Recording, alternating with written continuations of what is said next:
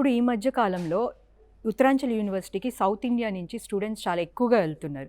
So వాళ్ళ కోసం మీరు ఎలాంటి ఫెసిలిటీస్ ప్రొవైడ్ చేస్తున్నారు? మేడం మెయిన్లీ ఉత్తరాంచల్ యూనివర్సిటీ అనేది 23 ఇయర్స్ ఓల్డ్ యూనివర్సిటీ మేడం. ఇది NAC A+ accredited university. So NAC అంటే నేషనల్ అసెస్మెంట్ అక్రిడియేషన్ కౌన్సిల్ అనమాట. సో దీంట్లో A+, అని చెప్పేసి డిఫరెంట్ గ్రేడింగ్స్ ఉంటాయి.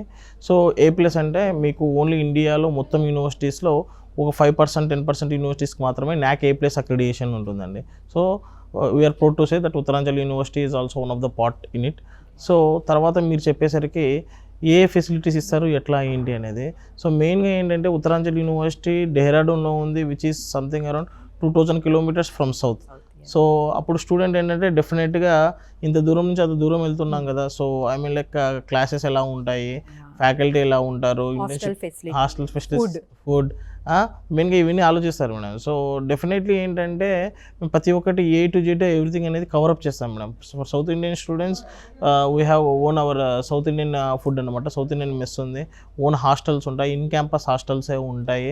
అండ్ ఇక్కడ నుంచి వెళ్ళేటప్పుడు వాళ్ళకు ఫస్ట్ పేరెంట్స్తో ఒకసారి విజిటింగ్ ఉంటుంది బిఫోర్ అడ్మిషన్ తీసుకునే ముందర. అక్కడికి వెళ్తారు.